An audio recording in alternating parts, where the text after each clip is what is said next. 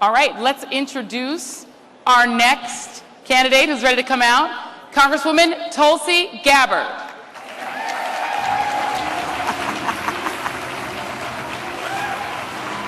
Thank you so much for joining us. So great to be here. Thank you for doing this. How are you, Joy? Good to see you. Thanks for coming all the way from Hawaii. Aloha. How you guys doing? I could hear you all the way in the back. Sounds great. This is not your average presidential forum, I'll tell you right now. I'm loving it. We're breaking the mold. That's right. Let's begin with this. As a veteran, what will you do to restore full service rights for transgender members of the military? And as a follow-up, what is your plan to ensure the full civil rights of transgender Americans? This is something that hits me close to home. I'm a soldier in the Hawaii Army National Guard. There you go. I've served for a little over 16 years and deployed twice to the Middle East. My first deployment was to Iraq in 2005, second in 2008, and serving downrange, serving in a war zone, serving with Americans from all across this country, including LGBTQ Americans. It is something that there's a bond. There's a bond where I knew that if it came down to it, they would give their life for me. I would give my life for them. Special, amazing, selfless people who said, I will lay my life down for this country. That's a special and rare thing, and we as a country need to honor that service.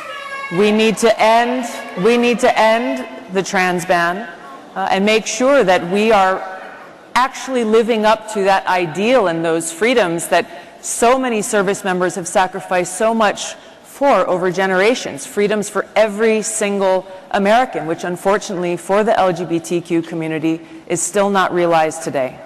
You know, and I have a question also touching on your service in the military and, of course, your service in Congress. A lot of it has been around foreign policy issues. You've really been upfront on those kinds of issues. A lot of us have just been reading through the Mueller report. It's quite lengthy. But one of the things that it touched on was the ways in which Russia specifically targeted communities of color, impersonating Black Lives Matter, going after women of color, black women, and using that to divide the electorate and to discourage African American voters. And the second piece being literally targeting some of the voter rolls, going after voting systems in multiple states. Do you believe that Russia is a threat to the voting rights of people of color? I think Russia, what was done, as well as any other country that seeks to interfere in our democracy and in our elections, is unacceptable, and it has to be taken seriously for the threat that it provides. I think it's important, that second point that you made about actually trying to interfere in the voter rolls, in our elections systems.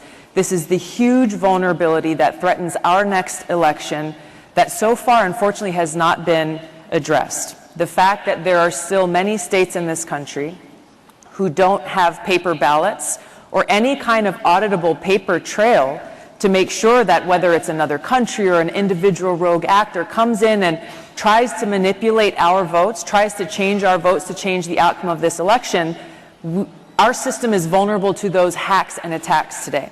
So I've introduced legislation in Congress called the Securing America's Elections Act. Very simply put, solves this problem by making sure that every single state either uses paper ballots or has a voter-verified paper backup, so that we in this country have an auditable paper trail to protect our democracy. And do you think the current administration is doing enough to combat that kind of interference in 2020? No. And I'll take it a step further. This administration is not doing enough. The Department of Homeland Security, that has jurisdiction over our election security, is not doing nearly enough. And Congress is not doing enough. I introduced this legislation in 2017. It has not been taken up in committee or on the House floor, nor has there been any other meaningful reforms that would accomplish this same objective. It is essential for us as voters to have faith that when we cast that vote, our voices will be heard. That's what my bill does, and that's what Congress needs to pass. Thank you. Yeah. I wanted to thank you very much for that. Let's have our first audience question. Welcome. Hi, Congresswoman Gabbard. Aloha. My question for you, my name is Mara Zakaria, and my question for you is, what will you do to repeal the Muslim ban? Thank you. Thank you for your question and for being here. Ever since President Trump put this ban in place, I have stood in strong opposition to it. And as president, I would lift that ban that is hurting and harming so many people and so many families, both here and in other countries around the world. I hear from both constituents of mine in Hawaii and friends in other parts of the country about their family members, their parents, siblings, uncles and aunts who previously would travel to and from the United States, whether it be from countries like Iran or other countries, and now are completely unable to do so. So this is something that's very important that has to be addressed, and I would do so as president. Thank you for your question. Thank you very much. I want to follow up and say, in this era where Islamophobia is coming from the White House, what would you do to secure the civil rights of Muslim Americans? This is such a dangerous time. You know, we just saw the attacks against Christians in their place of worship on Easter Sunday in Sri Lanka. We saw the terrorist attack against Muslims in their place of worship in Christchurch, terrorist attack against people who are worshiping in their synagogue in Pittsburgh. This is a time where we as a country, starting at the top as president, but where all of us must stand up and condemn this hatred and bigotry and violence, whether it be based on religious reasons or the color of your skin or your ethnicity or where you come from. We have to speak with one voice to condemn this bigotry, to make it so that it is not okay, whether it be a slur or worse yet, an act of violence. This is not who we are in this country, and that leadership starts at the top. That leadership is what I would bring, coming from a place like Hawaii, where we are the most ethnically diverse state in the nation. We are diverse in many different ways. And what is so special is the aloha spirit, something that we call the aloha spirit, which basically means having respect and love and care for one another as children of God, bridging that divide that exists between us, recognizing each other, respecting each other. We'll have our differences. We can disagree without being disagreeable, but it is that recognition and that care for each other that we need at the forefront of this country so badly. And I believe, do we have one more question? I think we do. Come on out. Hi. Aloha.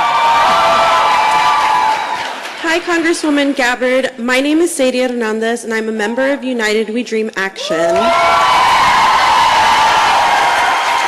I was born and raised in Brownsville, Texas, but I'm here to ask about something that affects all of us. Last year, Puerto Rico suffered a devastating hurricane and has only received a fraction of the promised $19 billion to rebuild and provide for our fellow citizens. What is your immediate commitment to Puerto Rico, and do you support statehood as a long-term solution?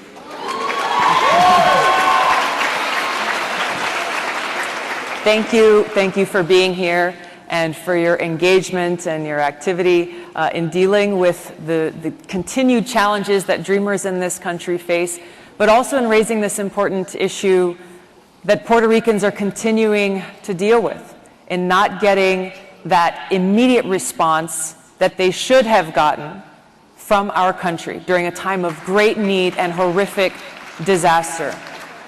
This is something that we in Congress have continuously been trying very hard to push for, recognizing that unlike what you may hear from others, Puerto Ricans are Americans too. So we need, I'm going to get to your second question, I'm not going to leave you hanging. So we need to make sure that our whether it's FEMA or other disaster response organizations within the federal government are providing every single resource that we have available to help in these recovery efforts, not only in the short term, in the first 30, 60, 90 days, but as we're continuing to see in Puerto Rico, that recovery is continuing. I support the Puerto Rican people's right to self-determination. And if that means statehood, then that should be supported. Thank you so much. Thank you for your question. Thank you very much. So our exit question with each of the candidates is, with so many options on the table, 20 that we know of, why should women of color choose you? Look, again, coming from Hawaii, have a unique experience that I bring to the forefront and that I feel is so strongly needed in this country now. Not only in coming from such a diverse state and having these own experiences that I bring to the forefront, but really recognizing that as there are so many different issues and problems and challenges that we need to address in this country, at the heart of all of them is ultimately we have self-serving politicians looking out for their own interests, greedy corporate interests looking out for their own bottom line, and we, the people, get left behind. The vision that our founders had for this country of a government of, by, and for the people has been lost. So we need to change this corrupt culture that is standing in the way of progress, that is standing in the way of our voices being heard, that is standing in the way of our votes being counted. That needs to change. So as a soldier, someone who understands in a very deep and personal way what it means to put service above self, those values of putting service above self is what I will bring to the White House, to make sure that that mission, the mission of the President and the White House and our nation's capital, is solely focused on how we can best serve the American people. Can I jump in and ask one quick follow-up question? Sure. Because we do have the benefit of having you here, and you're a military veteran.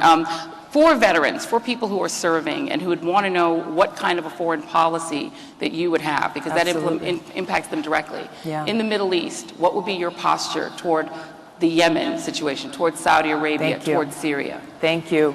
You're right.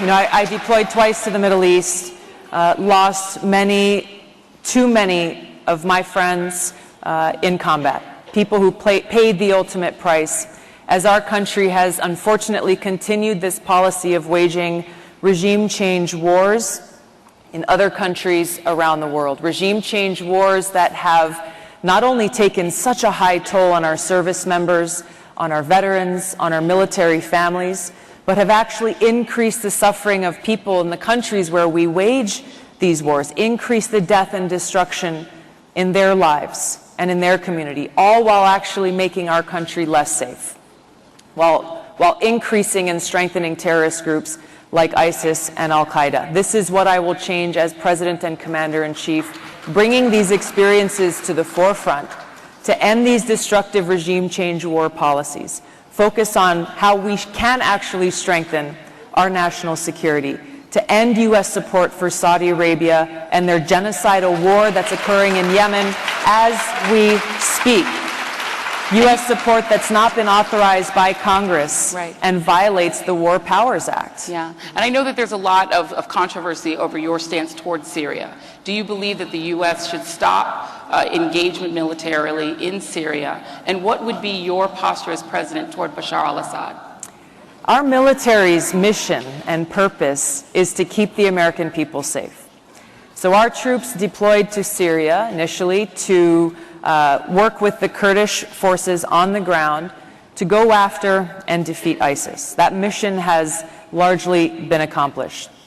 Unfortunately, as this was happening since 2011, covertly initially with the CIA, there was a regime change war that was launched during that time.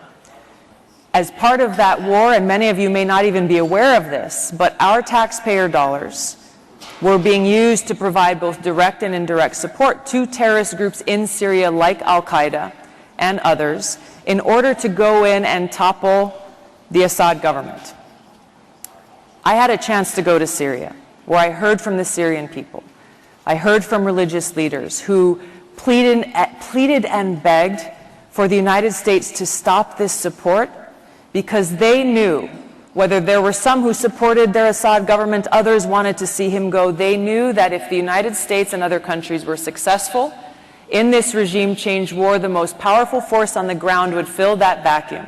And the most powerful force were these terrorist groups like Al-Qaeda, whose sole mission was to wipe out Christians and other religious minorities in Syria. Anyone who did not adhere to their extremist ideology. So this is the reality that we face. There are, unfortunately, a lot of bad people in the world. Some of them dictators and leaders of these other countries. The United States cannot continue to be in a position thinking that we can be the policemen of the world, spending trillions of taxpayer dollars coming out of our pockets, coming out of our communities, to go and launch these wars that we've seen in Iraq and Libya and Syria have caused so much suffering, taken countless lives. This cost is something that we cannot accept. We need to end these regime change wars, end this new Cold War and nuclear arms race we are in, and bring the trillions of dollars that we are spending on these wars and these weapons and invest them in our people, in our communities, by doing things like providing health care for all, by making sure we get a quality education for our kids, by making sure we're fixing the broken infrastructure in this country, by actually investing in our future. And Congresswoman, Thank you for answering the question. thank you so Appreciate it. much. Thank I really you. appreciate it. Thank you so much for Great to joining see us. you. Really appreciate Thank you. Thank you very much. Joy. Nice to Cheers. see you. And I'll walk you out this way. Thank you, everybody. Aloha.